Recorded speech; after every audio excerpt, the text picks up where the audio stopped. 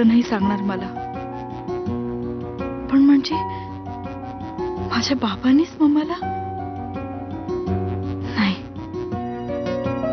माझा अजूनही या गोष्टीवरती विश्वास नाही बसत आहे की बाबा असं काही वागू शकतात.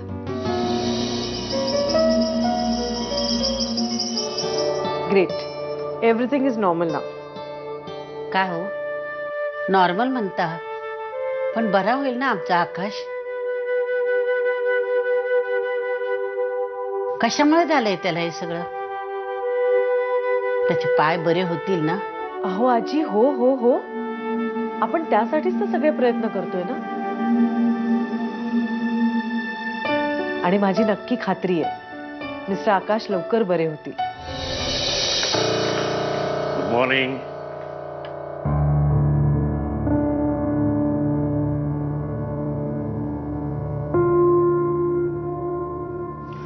शलाका, तू ऑफिसला जाणार आहेस का?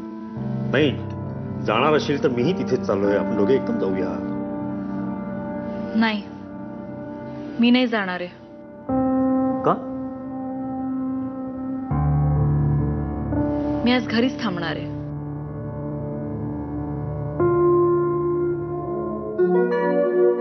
हे आकाश, मी आत्ताच चेक केलं त्यांना, आता सगळं नॉर्मल आहे.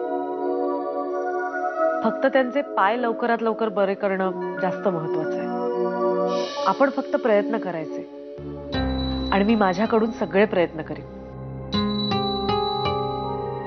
आजचा दिवस मी इथेच थांबणार आहे आणि काही एक्सरसाइजही देईन त्यांना.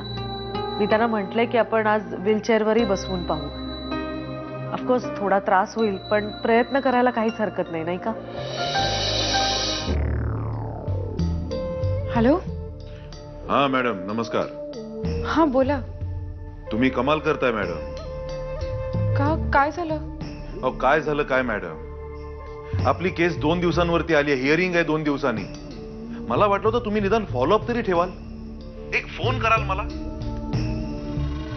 शेवटी मीच फोन केला. मला सांगा, तुम्हाला केस लढवायची आहे का नाही? अहो, इथे घरी काय झालंय तुम्हाला कळलं असेलच. ते आकाशचा ऍक्सिडेंट झाला होता. हो मॅडम, मला समजलं त्यांच्याबद्दल. I am sorry. मला मिस्टर केतकरांबद्दल खरंच खूप वाईटही वाटतंय. पण निदान केसच्या हिअरिंग पूर्वी आपल्याला एकदा तरी भेटावं लागेल, नाहीतर मग पुन्हा मागच्यासारखं होईल. नाही, मला कळतंय. मी काढते वेळ.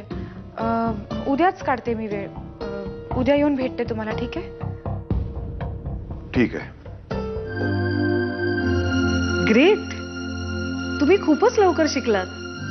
आय मीन, हे इतकं सोपं नाहीये. मला आयुष्यभर या व्हीलचेअरवर बसायचं आहे का? नाही नाही, अजिबात नाही. तुमचा प्रोग्रेस बघता तुम्ही लवकरच तुमच्या पायांवर उभे राहाल. I am sure. कारण तुमच्या पाठीशी खंबीरपणे उभे राहणारे तुमचे आई वडील तुमच्या बरोबर आहे. मनस्विनी, 9 वाजत आले. आकाशची औषधं घ्यायची वेळ झाली. मी जी औषधं तुला नीट ठेवायला दिली होती ना, ती जरा घेऊन येशील प्लीज? हो, आणते. ती औषधं नाही आहेत तिथे. म्हणजे मी तिथेच ठेवली होती, पण आता सापडतच नाहीयेत. अगं मग तिथेच असेल, नीट बघ ना, सापडेल तुला. आई, ही औषधं का फेकली?